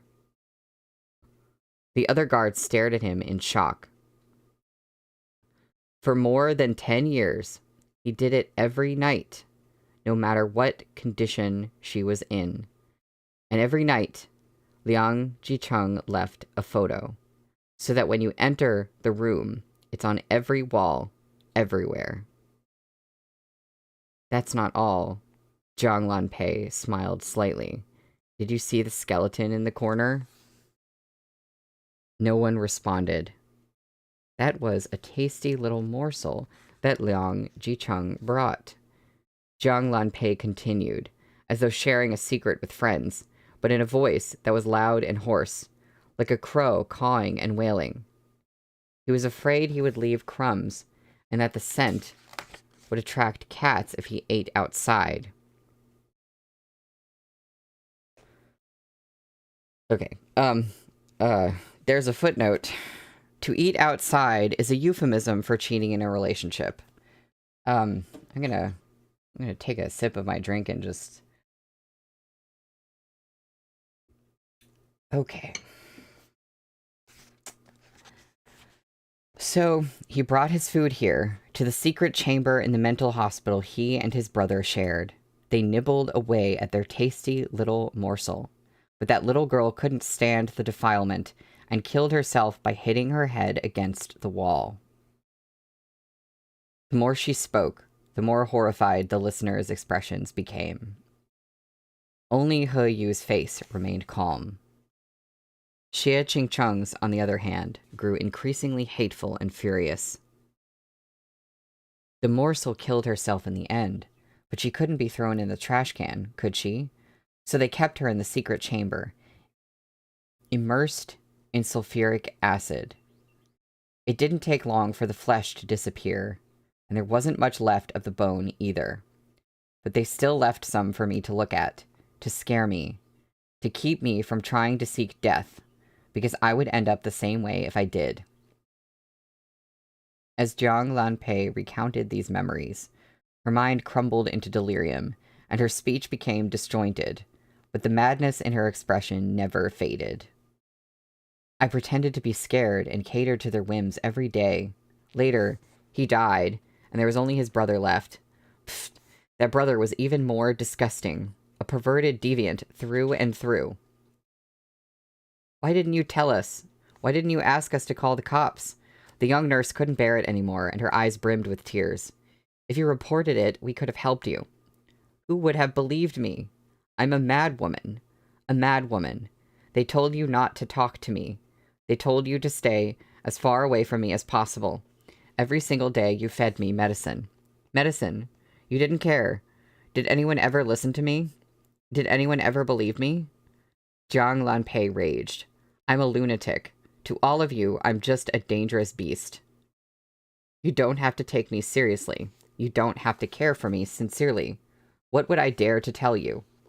If I told you, Liang Jicheng would just turn around and kill me. B3009 was like a rusting forge, filled with almost 20 years of lust and depravity. Because of her illness, normal people wouldn't be able to see past their preconceived notions. Between an insane woman and the asylum's director, who would believe her? Gradually, the secret chamber beneath the woman's bed became a spider's lair, untouched by sunlight. A web where the flesh of women turned to rot. All of you disgust me. I hate all of you. At this point, the light in Zhang Lanpei's eyes grew even more terrifying. Her voice gradually softened as she clutched at her head. No one can help me. I've long since forgotten who I am, forgotten where I came from. I can only return to the sky.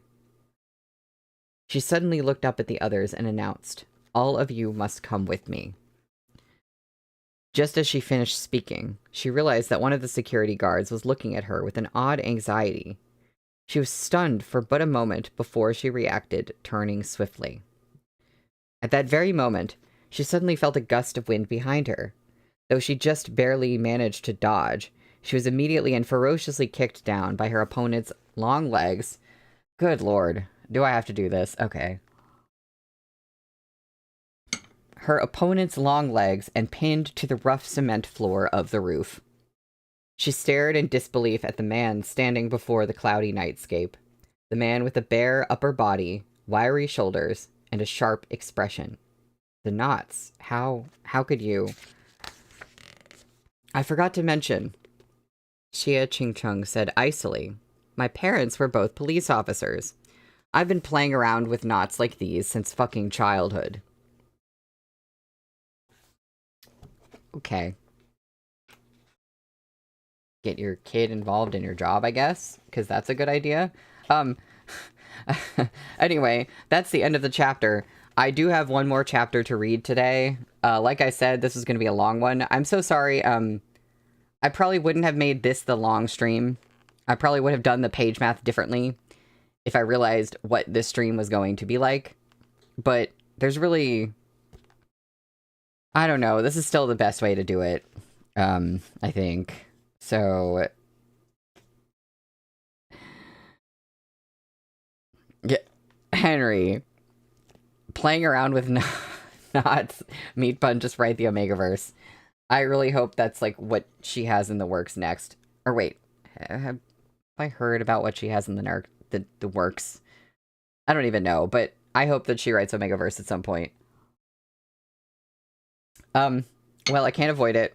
We're on page 151 for chapter 12.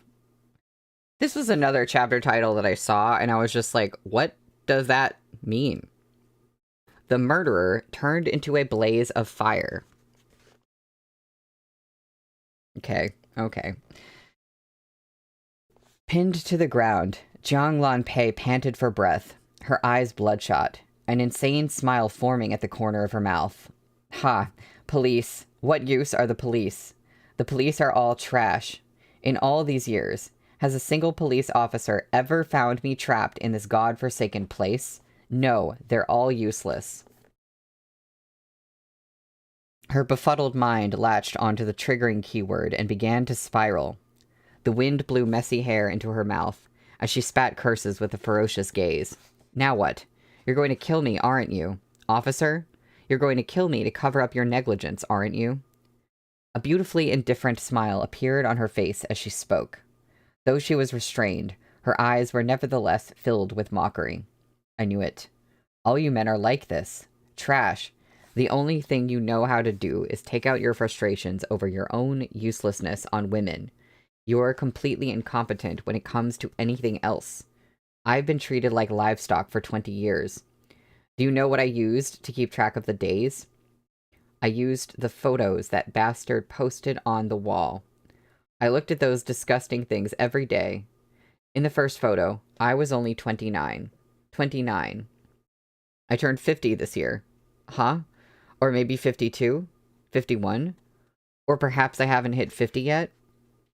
Shaking off her confusion, her red lips curved into an arsenic-laced, bewitching smile. Forget it. That's not important. The important thing is that I'm out. Do you know how I got out? I spent so many years as a lunatic and a slut, coaxing and pandering to him. He looked down on me, yet he still wanted to fuck me, to strut around and show off before me, to recover some of his pathetic male ego. Ha! I indulged him until he was giddy with glee. Bit by bit, that man lowered his guard. Once, when he took off his pants, he actually left the key to my room behind in the secret chamber.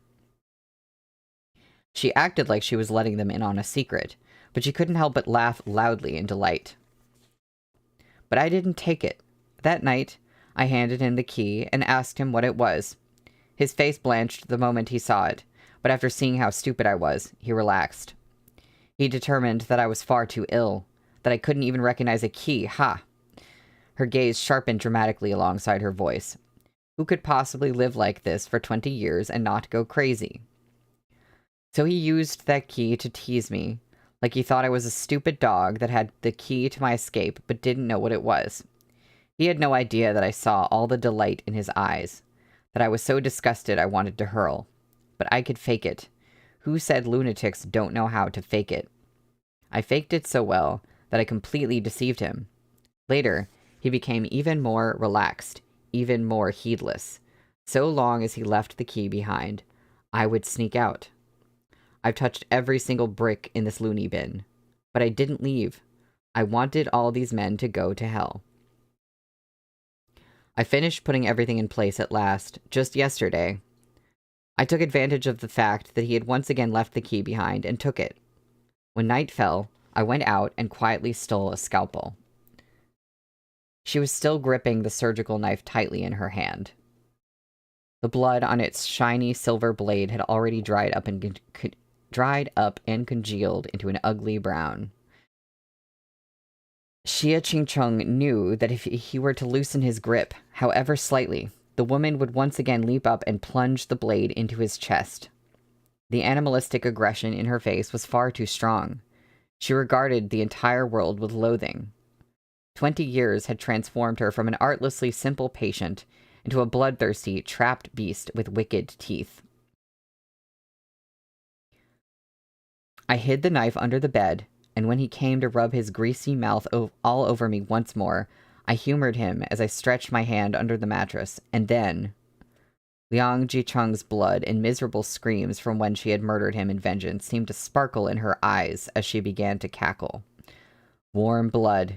Tell me, how can such a cold-hearted person have such warm blood? It shouldn't be like that. Afterward, I dragged him into the office. I wanted to dismember him, but I heard something outside, and through the crack in the door, I saw a strange girl looking for something. Of course, I couldn't let her ruin my plans. I'd waited for so many years. So I hid the body in the closet, clipped on his name tag, and walked out to speak with your sister. Her face contorted, as if she were narrating a story to Xie Qingcheng, but also as if she were talking to herself. The girl was very pretty, and even looked a bit like that tasty little morsel that had been brought back. You know, the one who killed herself by hitting her head against the wall. If I had to guess, she was the reincarnation of that little morsel. And even if she wasn't, that was fine as well. To be honest, I don't really remember what that girl looked like, but she was about the same age. So I thought it must be fate. So, I lied to her and got her to follow me into the office, then drugged her drink with a sedative when she wasn't paying attention. Of course, I knew which one was the sedative. The most laughable thing about you normal people is that you look down on lunatics. I know that special sedative all too well. Whenever I was disobedient, that Liang bastard would force a whole cup of it down my throat.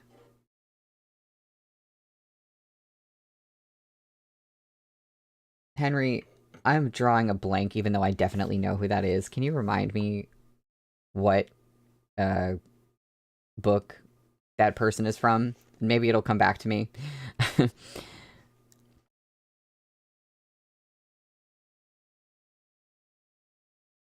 After she passed out, I dragged her to the secret chamber. I thought that after I finished taking my revenge, when her loved ones came to look for her, they definitely turned this place upside down. Unlike me. Me. Her eyes dimmed, her expression unexpectedly lonely. Xie Qingcheng stared at her with a sharp gaze. So you hoped that after everything was over, someone would find the secret chamber when looking for her? The woman's smile was stiff and distorted. She didn't answer his question. None of that matters anymore. After I locked her sister in the secret chamber, I dragged Liang Jicheng out of the closet. I wanted to end it all in that place, in the very spot where I first met him. Just me and him, like the first time we met, and no one else.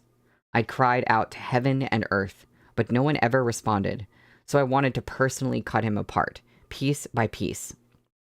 She paused. Her gaze gained a hint of bone-deep hatred as she stared at Xie Qingcheng.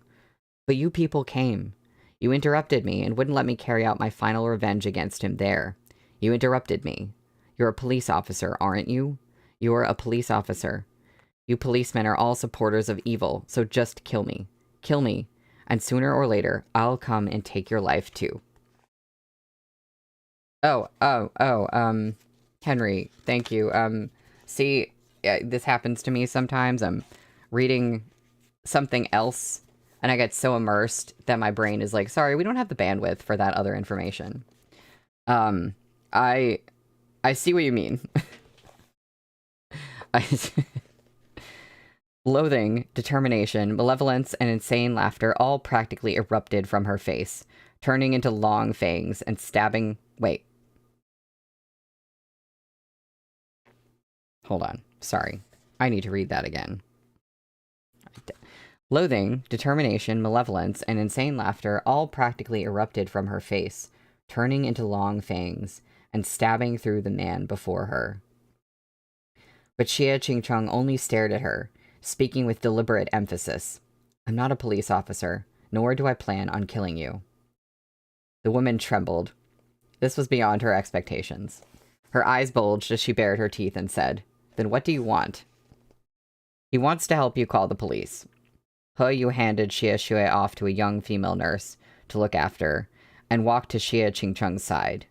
In the darkness of night, it was difficult to see his expression clearly. He wants you to tell the authorities everything. I won't. Zhang Lanpei began to shout hysterically. I won't. Nobody will believe me. I won't go. Liars. You're all liars. As He Yu slowly approached her, Xie Qingcheng turned his head and sternly asked, What are you coming over here for? Xie Qingcheng, you don't understand her, said He Yu.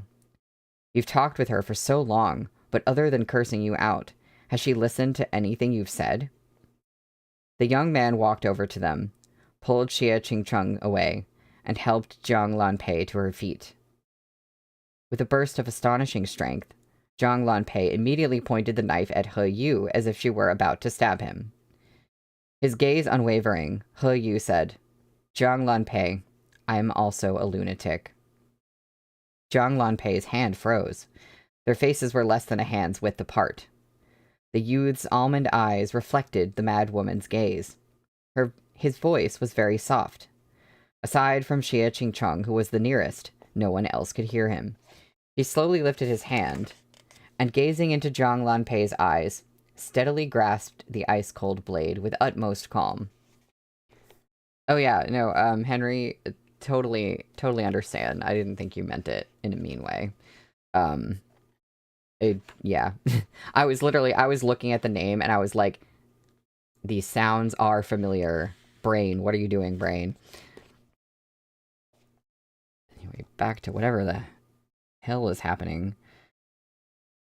If Zhang Lanpei were to regain her awareness and lash out with the knife at this moment, he would certainly get injured. But He Yu seemed far too detached. His whole body was tense, but his face did not reveal a single hint of emotion. It was as though he was speaking to a completely ordinary woman, a mother, a normal person. That's right, I'm also a lunatic. Silently, the blade passed into his hand.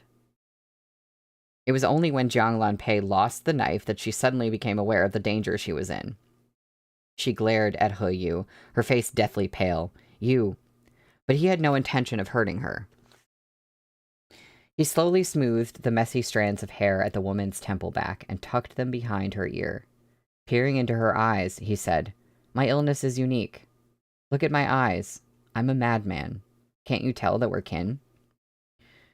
Though Zhang Lanpei's expression remained guarded, she carefully stared into He Yu's eyes. She even started sniffing him. He Yu remained calm and expressionless as he let her use the most primitive, animalistic means to confirm his identity. Perhaps every type of person had their own ways of determining safety. Perhaps lunatics had a stronger animal instinct and sixth sense than ordinary people. At last, Zhang Lanpei said in a low voice, You are. I am. Who hurt you? I was born this way, He Yu replied. I don't even have a target for revenge. Zhang Lanpei said nothing. However, even though I'm a madman, they'll believe everything I say. Why? He Yu smiled. The clouds parted, and under the pale moonlight, his eyes seemed as though they were gilded with a bright layer of frosty silver, his exposed canines appearing coldly sinister and sharp. He leaned in close, as though sharing a wonderful secret on how to defeat some illness with a fellow patient, and whispered into her ear in a low and gentle voice. Because, just like you, I know how to fake it. You fake being a fool. I fake being a normal person. He Yu smiled slightly, his eyes like overflowing pools of ice-cold frost, as he continued. I faked it for 19 years already, but very few people have discovered that I'm sick. We all need some means of camouflage, don't we? Confusion flickered across Jiang Lanpei's face, but she quickly cleared her head once more. No, I've already killed someone. My disguise has been exposed. You can't trust them, but maybe you can trust me. First, let me tell you a secret. Jiang Lanpei's eyes widened as she listened. He Yu raised a finger and pressed it lightly to his lips. Very soon, the police will arrive. Jiang Lanpei's pupils suddenly contracted. What do you mean? They called the police? They still called the police? They deceived. I called them. He Yu's expression was very calm. Why would you? We're the same. Why would you stand on their side? You should.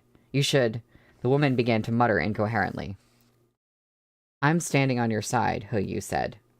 But don't you want Liang Jicheng's reputation to be completely ruined after his death? After 20 years, you'll allow him to die pointlessly like this, as a victim, perhaps even to be memorialized as an outstanding entrepreneur, with flowers spread over his gravestone, and the oblivious relatives of his patients all lamenting his death? Meanwhile, you'll be known as a murderer, with your reputation tarnished, the newspapers splashing your ugliest photo across their front pages, and everyone saying you're a beast who bit the hand that fed you.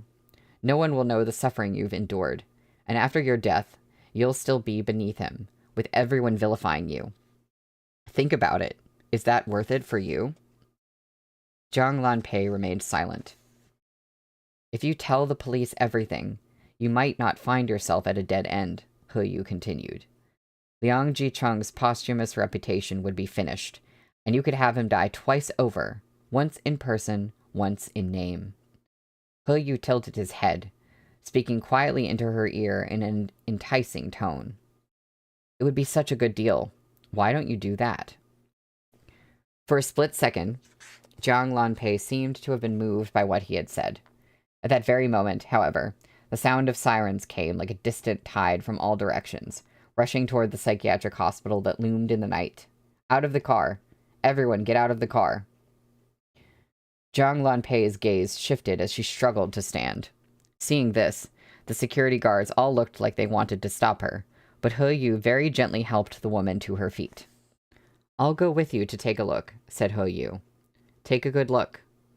Before you, there might still be light on the path out of here. Jiang Lanpei seemed to have been enticed. Shivering, she walked forward to the rooftop railing. She abruptly grabbed onto the ice-cold, rusty metal handrail and craned her neck to peer down. Henry, you forgot this is a modern Danmei for a second. You're like, a newspaper? What are you talking about? In her hazy field of view, everything was lit up by the red and blue flashing lights of police cars. At first sight, it was indeed a scene that she had never witnessed in all her years in this prison. It was as if all the injustice, humiliation, and suffering she had endured could be illuminated, and that secret chamber, hidden in the dark for 20 years, could also see the light of a bright and sunlit day. As she continued to look, she became overwhelmed with emotion, and tears slipped from her eyes. She turned around slowly. In the night wind, her red dress, the dress Liang Jicheng had bought for her under the pretense of caring for an abandoned patient to satisfy his own perverse desires, the dress he had given to her, but then kept lasciviously stripping off her, billowed noisily in the wind. So bright, she murmured in a soft voice. It's like the breaking of dawn. Thank you, but... The last two syllables that fell from her bright red lips overlapped with the sounds of the police loudspeakers from below. All civilians, please remain calm. All civilians, please remain calm. Do not take the elevator. Try to seek out a nearby source of water. Soak a cloak with water and cover your mouth and nose. Stay low. The firefighters have already arrived. If you can, please use any nearby conspicuous object to help mark your location. We will immediately begin the rescue. Well, the title of the chapter is literal, I guess. There is a literal fire. The light in Jiang Lanpei's eyes dimmed. It's already too late. 20 years is more than enough time for me to grow to despise everyone. The moment you charged into that office, my plan reached its final step. She paused. Young man, I can't turn back anymore. As if corroborating her words, the boom of a massive explosion suddenly echoed through the air. The hospital staff trapped on the rooftop rushed to the building's edge in panic. Near the linen room of the psychiatric hospital, a set of tightly closed doors and windows had finally exploded violently from the blazing flames inside.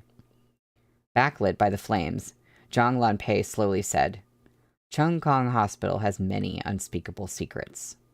Liang Jicheng created several secret rooms in the hospital, storing gasoline and ignition systems inside. He didn't dare speak about it in front of anyone, and only dared show it off in front of a fool like me. He said that all he had to do was press that hidden button in his office, and everything would start to burn in less than 10 minutes. He had a guilty conscience, and he allowed the smoke alarms and surveillance systems in this damned place to break down ages ago. He even called people to discuss those matters while he was doing those things in my bed. He let me hear everything. These past few years, I got to know Chung Kong better than anyone. Originally, I wasn't planning on going this far, but you just had to show up when I was hacking up his corpse. I don't want to end up in police custody, so I had already pressed the button when you went to the secret chamber to fetch that girl. You, Xie Qingcheng exclaimed in anger. That's right. The reason I brought you all up here was to stall for time. Once the fire spreads, no one's getting out. We'll all die together, and it won't hurt so much after death. You want me to turn back now? Zhang Lanpei let out a wretched laugh and added, It's too late. Too late. Too late for me, and too late for all of you as well. Amid the lashing of the wind, the hoarse voice of a stranger yelled out, It's not too late. Zhang Lanpei whipped around to find that a specially trained firefighter had climbed up using a rope ladder slung over a wall, still unaffected by the flames. The firefighter was a bear-like man wearing protective gear. He probably hadn't heard what they had been talking about with any clarity, and only heard this trapped woman saying, It's too late, it's too late, the moment he got onto the roof. Wasn't this doubting his professional capabilities? The little firefighter bear couldn't take it and loudly yelled, It's not too late. I was very fast. Everyone come over here. Get down now. The fire is going to reach the north side soon. Hurry up. Hurry up. Women and children go first. Me first. The nurse was scared silly. To her, the firefighter looked like a god descended from the heavens. She ran over, sobbing, as a few more firefighters climbed up the rope ladder and took everyone away before the fire got out of control and spread closer. Xie Shui and the other female employees were the first group to be brought down. A firefighter shouted at Zhang Lanpei, Jie, come here. Why are you standing so far over there? We'll take you down. We'll protect you. Don't be scared. We'll take you home. Hurry. Zhang Lanpei's entire body twitched, as if she'd been struck with electricity. She stood beneath that high water tower, the wind blowing through her long, blood-colored dress. But where was home? And who was she? If she were saved, where could she go? She'd been insane for so long, she'd long since forgotten the world outside. Her world was a dark and secluded room, filled with thousands of photographs, a heart full of hatred, and boundless misery. She was going to hell with all of it in tow. She was just waiting for the fire to burn its way to the top, waiting for the flames to spread and to take all the darkness up into the sky, transforming it into the first glimpse of dawn after a long night. Jie, come here. The expanding gases shattered the windows, and the flames, no longer silent below them, surged out like a fiery dragon, spitting furious black smoke as it howled, and illuminated the night sky with their glow. Zhang Lanpei took a shaky step forward, and then she stopped. She turned her face to look up at the water tower behind her. That backup water tower was rarely used, and there wasn't much water inside. No, that wasn't water. The corner of her mouth curved up in a grim smile. That was the gasoline she'd obtained from countless trips to the storage site after stealing the key from an oblivious Liang Jicheng and sneaking out. And in the lapels of her dress lay the final item that would allow her to go up into the sky. He Yu, get over here. Struck with a sudden realization, Xie Qingcheng grabbed He Yu by the arm and hurtled in the opposite direction. At that very same moment, Zhang Lanpei smiled and pulled a metal lighter out from her dress, flicking it alight and tossing it toward the water tower, where gasoline was dripping ceaselessly. Fire swirled upward with a loud roar, engulfing Zhang Lanpei's entire body in an instant. Xie Qingcheng tackled He Yu to the ground as waves of roiling heat surged behind them. The firefighters were struck dumb, staring as the woman spread her arms and looked up, as if anticipating holy redemption, as if wanting to fly into the sky, before she was swallowed by the raging flames. Well, there's art, y'all.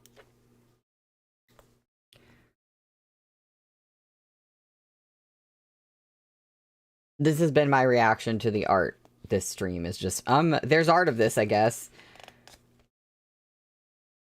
Xie Qingcheng and He Yu turned around, speechless. Sparks flew in all directions.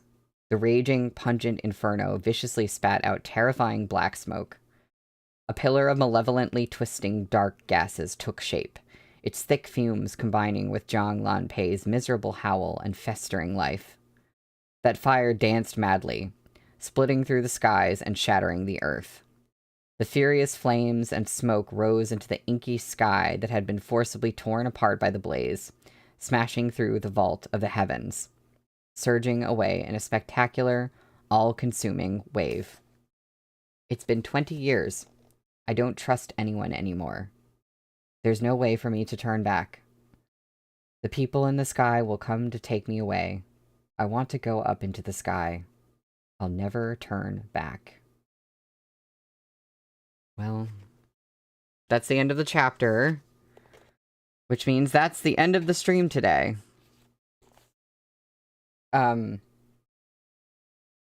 Thankfully, I guess, I'm streaming on Wednesday, so that doesn't have to be it for everybody for the week.